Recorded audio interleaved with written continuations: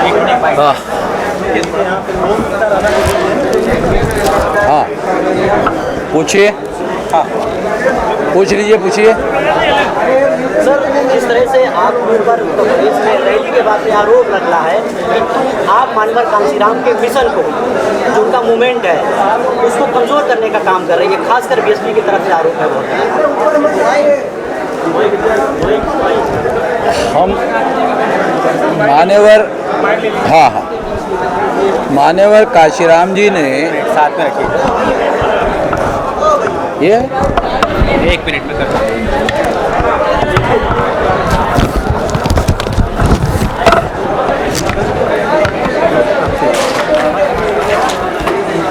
मान्यवर कांशीराम जी ने 13 स्टेट में 140 जिलों में बामसेफ संगठन था, तब उन्होंने मुलायम सिंह यादव जी को मुख्यमंत्री बनवाया था। 13 स्टेट में और 140 जिलों में बामसेफ था तब। तो हमने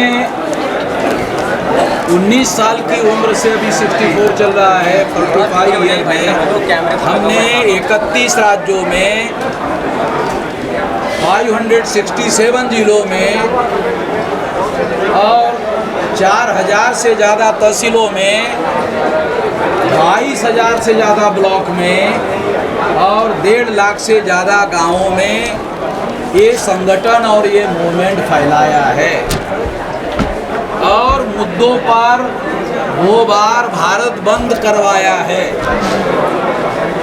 कांशीराम जी चाहते थे इस आंदोलन को राष्ट्रव्यापी आंदोलन बनाए, क्योंकि मैं शुरू का साथी हूँ, तो इसलिए हम जानते हैं और मुझे खुशी है कि जिस आंदोलन को ब्राह्मणों के शरणागत सौंप दिया गया मायावती के द्वारा, उस आंदोलन को मैं केवल बचाने में कामयाब नहीं हुआ, बल्कि मैं इसको बढ़ाने में भी कामयाब हुआ और आने वाले 10 साल में कांशीराम जी के शब्द है, मंजिले मकसूद तक पहुंचाया जाएगा इस कारवां को। वो शब्द यूज़ करते थे, मंजिले मकसूद तक, तो इसे पहुंचाया जाएगा आने वाले 10 साल में। ऐसा अब मेरा यकीन और विश्वास हो गया है। इतनी बड़ी ताकत अभी हमारी बन गई है। तो इसलिए जो लोग आरोप करते हैं, उनके पिछले चुनाव में 19 MLA चुनकर आए, हमने एक भी नहीं हरवाया।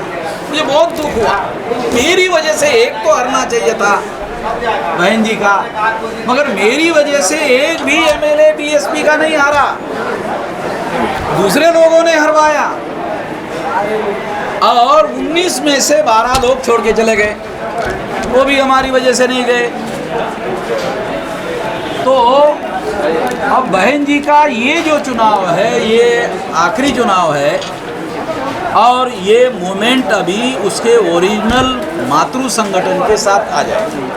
बामसेफ मातृ संगठन है जिसका मैं राष्ट्रीय अध्यक्ष हूँ। सर, जैसे आपका भी कहना है कि ये बीएसपी के लिए एक लास्ट चुनाव है, अंत है, लेकिन बीएसपी का 2017 के अगर आंकड़े उठा के देखे जाए तो 22.5% वोट है, जनाधार है, लेकिन वो जनाधार सीट में कन्वर्ट नहीं है। और अभी बीएसपी के लोगों को कहना है कि हम 2022 में सत्ता में आने वाले हैं, और आपका कहना है कि हम अंत पे है, बीएसपी अंत पे है। और किस आधार पर यह माना जाए कि बीएसपी का जनाधार बढ़ रहा है? 19 में भी जनाधार बढ़ा है, तो अब कैसे जनाधार घटेगा? जब उनकी सरकार आई थी तो 207 लोग शायद उनके MLA चुनकर आए थे, तो उस समय उनका जनाधार राउंड अबाउट 29.6% या लगभग 30%, वो घटकर 22.5% रह गए। ये आंकड़े चुनाव आयोग के हैं, ठीक है।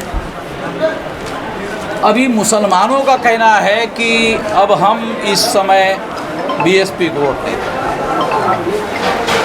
अब हमारा दल आ गया ओवैसी साहब, अब हम उनको वोट नहीं देते, वो ऐसा कह रहे। मैं यूपी में घूम रहा हूँ तो 22.5 में मुसलमानों के वोट, 22.5 में एमबीसी के वोट थे, 22.5 में ओबीसी के वोट थे, 22.5 में 21% शेड्यूल कास्ट है। तो और सारे लोगों के वोट थे। इसमें और भी कहा जा सकता है कि कुछ पंडित लोगों के भी वोट थे, जिनको उन्होंने टिकट दिया था। जो जीतने वाले थे उसमें ब्राह्मणों ने, उन्होंने, पंडित ने वोट दिया था। ये रियलिटी है, इस बात को मानना पड़ेगा। तो अब की बार 5 साल की सरकार में मायावती ने शेड्यूल कास्ट के विरोध में भी ऑर्डर निकाले। रिजर्वेशन इन प्रमोशन का मामला फैसला करने लायक था। सुप्रीम कोर्ट ने कहा सरकार चाहे तो रिजर्वेशन इन प्रमोशन दे सकती है, मगर सतीश मिश्रा जी ने मायावती को कहा बहन जी सर्वजन नाराज हो जाएगा, सर्वजन नाराज हो जाएगा। तो सर्वजन को नाराज ना होने के लिए reservation in promotion schedule caste के लोगों को, ट्राइब के लोगों को बहन जी ने नहीं दिया और एट्रोसिटीज एक्ट को कमज़ोर किया। आजकल मायावती हमारी वजह से एट्रोसिटी एक्ट के बारे में बोल रही है, नहीं तो बोलती भी नहीं थी।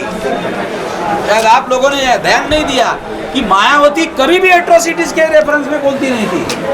पहली बार आजकल वो ट्वीट करती है या अत्याचार हुआ, सरकार ने ध्यान नहीं दिया, ये नहीं हुआ, वो नहीं हुआ। हम लोगों की वजह से ध्यान दे रही है। बीएसपी के लोगों को हमारा वामन मेश्राम का धन्यवाद करना चाहिए कि तुम लोगों का ध्यान मेरी वजह से वो दे रही है। अभी बहन जी का जो खबरें आ गई है, करोड़ वाला जो टिकट बिकता था वो लाख में आ गया, और जिन्होंने 3 करोड़ में लिया था वो बोल रहा है मेरी रैली देखकर अरे गया मेरा अब तो जीतूंगा तो मुझे वापस मांगना पड़ेगा। अब तो लाख में आ गया और वापस मांगना शुरू हो गया। ये नया है एम में रैली करने से।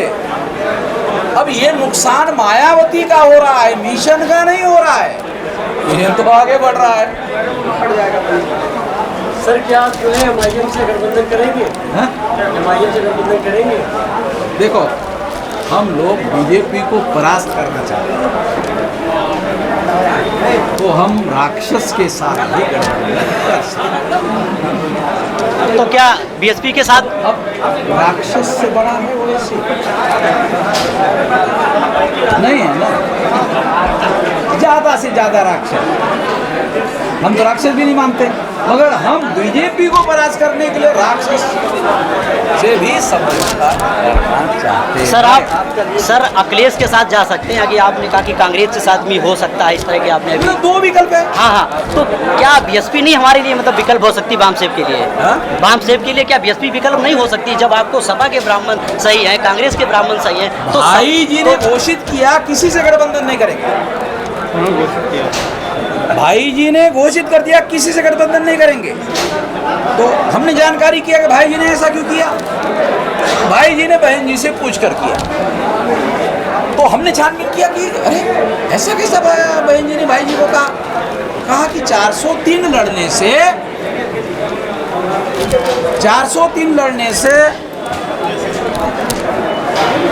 ज़्यादा मिलेगा,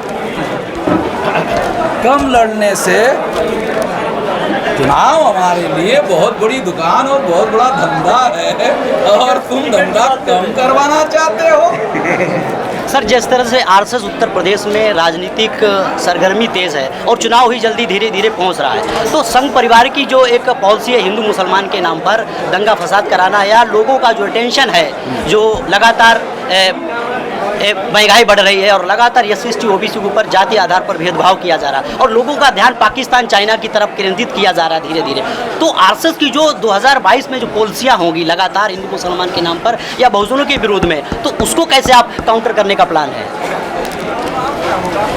10 दिसंबर को ओबीसी के लिए भारत बंद नहीं सुना चल रहा है। आप पत्रकार लोगों को समझ में नहीं आ रहा है, कितनी दुख की बात है। हमारे पास कम बुद्धि है, मगर पत्रकारों के पास तो कम नहीं होता है भाई बुद्धि। ये उसी का ना बंदोबस्त है, हिंदू मुसलमान कर नहीं पाएगा। योगी अनुष्ठान कर रहा है काशी विश्वनाथ में जाकर, क्यों कर रहा मालूम है? आंकड़े कह रहे योगी जी आ नहीं रहे। पंडित जी ने कहा क्या उपाय है? कहा कि हवा खराब हो गई, दूषित हवा साफ करनी होगी। पंडित जी इसके लिए क्या करना होगा? यज्ञ और हवन करना होगा, दूषित हवा दूर हो जाएगी, आंकड़े दुरुस्त हो जाएंगे। अच्छा कितना लगेगा? और जितना ज़्यादा लगेगा उस हिसाब से हवन और यज्ञ होगा। खास तो योगी जो है यज्ञ और हवन से चुनाव जीतने का देख रहा है, आप पत्रकारों को दिख नहीं रहा है। अरे चुनाव हारने की वजह से यज्ञ हवन करवा रहा आपसे है। एक ये सवाल है कि मोहन भागवत जी कह रहे हैं कि हम मूल निवासी हैं, तो आप बराबर कहते हैं कि जो मूल निवासी यहाँ के दलित हैं, ओबीसी एसटी माइनॉरिटीज है, तो उसमें क्या लगता है? भागवत जी को डीएनए का सर्टिफिकेट बनाने के लिए मैं पैसा दूंगा। उनके पास पैसा नहीं, क्योंकि वो भी मेरे जरा सा पूर्णकालीन कार्यकर्ता है, पूर्णकालीन कार्यकर्ता के बाद पैसा नहीं रहता है। तो वो सर्टिफिकेट बनाने के लिए मैं पैसा दूंगा। मेरे डॉक्टरों का संगठन है, लैब का भी मेरे पास लोग है, मैं उनका मुफ्त में डीएनए रिपोर्ट तैयार करवा सकता हूँ। तो वो सर्टिफिकेट ला कर दे देगा। हमें क्या ऐतराज? वैसे उसका रंग काला है, हो सकता है जला आजकल मतलब कोई बोल नहीं सकते, हमको कोई ऐतराज नहीं है। अगर वो मूल निवासी साबित हो गए तो आरएसएस खुद ही उसको निकाल देगा। इस चीज़ का मैं क्या कह रहा हूँ, अगर उसका डीएनए हमसे मिल गया तो आरएसएस वाले उसको निकाल दे। अरे हटा उसको। तो हमारा मसला है। सर खासकर एससी समाज में अगर देखा जाए, समाज में तो बीएसपी के लोगों ने एक नेगेटिव आपके विरोध में फैला रखी कि आपने मानवर कांसीराम को धोखा देकर वामसेप को फर्जी तौर पर रजिस्टर करवाया है। ऐसे बहुत सारे एसएमएस भी सोशल मीडिया पे हैं और बहुत सारे बीएसपी लोगों का ये कहना है कि आप फर्जी तौर पे वामसेप चला रहे हैं, बाकी जो शैडो वामसेप है वही मानवर कांसीराम की ओरिजिनल वामसेप है। शैडो अंग्रेजी शब्द का क्या अर्थ? छाया होती है। छाया कोई सच्चाई होती है? अरे क्या नहीं, उन लोगों का आरोप है। सरकार बंधु जो है छाया को सच मान रहे हैं। अरे हम छाया है, फिजिकल है भाई, दिख रहे हैं, आंखों से देख रहे हैं आप, और उसका फोटो भी निकल रहा है। निकलता कि नहीं निकलता? छाया का फोटो निकलता है। तो छाया गलत, छाया झूठ होता है, जो फिजिकल है वो सही है। हमने इस मूवमेंट को कहाँ से कहाँ पहुँचा दिया है, और नहीं पहुँचाया होता तो आप भी हमको पूछने के लिए नहीं आते। और एक और अभी खासकर मोहन भागवत जी लगातार बयान दे रहे हैं कि हम भारत के मूल निवासी हैं, तो ऐसा तो नहीं बात से विचारधारा से डर के वो लगातार आपको काउंटर करने के लिए ये सवाल कर रहे हैं और मीडिया इसको कवरेज दे रही है कि हम भारत के मूल निवासी हैं। आप भी हमारी तरह समझदार हो गए। आप भी हमारी तरह समझदार हो गए। मुझे खुशी है हमारे समाज के लोग, चाहे हमारी कोशिश की वजह से हो या प्रचार की वजह से हो, हमारे लोगों की समझदारी बढ़ रही है। सर जिस तरह से आप चुनाव लड़ रहे हैं, आप सत्ता की भी कह रहे कि हम सत्ता में आएंगे, तो जो ईवीएम का जो मामला है 2014 से लेकर अभी तक आप लगातार टेक ओवर भी कर रहे हैं और बहुत सारी जानकारी आपकी वजह से समाज में आज ईवीएम के विरोध में ओपिनियन है। तो जो रिकाउंटिंग की उसमें जो ईवीएम में व्यवस्था नहीं है, रिकाउंटिंग अगर सेकेंड कैंडिडेट मांग करता है, एप्लीकेशन करता है चुनाव को, तो उसमें रिकाउंटिंग की व्यवस्था नहीं है, बैलेट में है। अगर रिकाउंटिंग की व्यवस्था नहीं, आप सत्ता में भी आने की एक वो है आपके अंदर कि हम सत्ता में आएंगे, तो ईवीएम की वजह से आप दोबारा कैसे सत्ता में आएंगे हम लोग? ये बहुत बड़ा सवाल है। ईवीएम से रोका जा सकता है, आ रहे हैं हम सत्ता में 200% है, मगर ईवीएम से रोका जा सकता है। और नवंबर में सुप्रीम कोर्ट पूरी तरह से ओपन हो रहा है, मेरे सुप्रीम कोर्ट के वकील ने कहा, तो मेरा केस नवंबर में दोबारा सुप्रीम कोर्ट में जाएगा। एक तो पेंडिंग है ही है ऑलरेडी, ठीक है, कोर्ट में मैं लड़ रहा हूँ, मगर मैं केवल कोर्ट के भरोसे पर रहना नहीं चाहता, मैं मैदान में भी लड़ना चाहता हूँ। तो इसलिए मैदान में भारत बंद करने के लिए मैं ईवीएम का मुद्दा उठाया। तीसरा मुद्दा मेरे पास ये है कि हम गठबंधन महागठबंधन बनाकर चुनाव लड़ेंगे, ऐसे ही नहीं लड़ेंगे।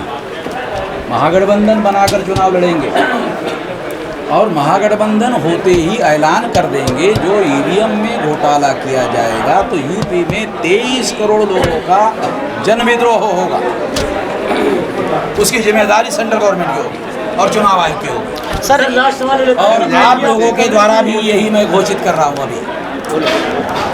सर आपसे लास्ट सवाल है कि जो बड़ी मीडिया है, नेशनल मीडिया है, वो आपकी कवरेज क्यों नहीं दिखाती? आपकी इतनी बड़ी रैली हुई जिससे काफ़ी परिवर्तन लग रहा है उत्तर प्रदेश के अंदर, तो आपको क्या लगता है कि ऐसी विचारधारा है आपको रोका जा रहा है? अब ये सवाल हमको पूछा जाना तर्कसंगत नहीं है, क्योंकि जो लोग खबरें नहीं छाप रहे उसको आप पूछ नहीं रहे। उनको पूछो क्यों नहीं छापा, अरे ये बड़ी सब रैली हो रही है आप छाप नहीं रहे, तो आप क्यों नहीं छाप रहे? ये सवाल उनको पूछा जाना चाहिए। ये जो आर्टिकल 19 है संविधान का, उसके तहत उनको अनुमति मिली हुई है। ये कोई इंडस्ट्रियल लाइसेंस नहीं है जिसके तहत मीडिया चलाया जाता है। ये आर्टिकल 19 है भारत के संविधान का, freedom of speech and freedom of expression का जो मौलिक अधिकार है, उसके तहत ये अनुमति है। उनको ऐसा करने का अधिकार नहीं है। मैंने प्रेस काउंसिल ऑफ इंडिया में कंप्लेंट भी किया हुआ है। प्रेस काउंसिल का जज भी जवाब नहीं दे पा रहा है। जज के खिलाफ सुप्रीम कोर्ट जा रहा हूँ, मैं बोल रहा हूँ यहाँ। मैं जो बोलता हूँ तो बहुत कम बोलते हैं, क्योंकि बाबा साहब का दिया हुआ अधिकार है, साले किसी के बाप का दिया हुआ नहीं है। सर एक समझ रहे हैं क्या? हाँ, हम कह सकते हैं हमारे बाप का दिया हुआ है। तो सर क्या अंतिम विकल्प आपका बीएसपी नहीं हो सकती है उत्तर प्रदेश में? आप बहन जी को पूछ लीजिए। चलिए सर बहुत बहुत धन्यवाद सर आपका। बस बस धन्यवाद के साथ आप लोग चले।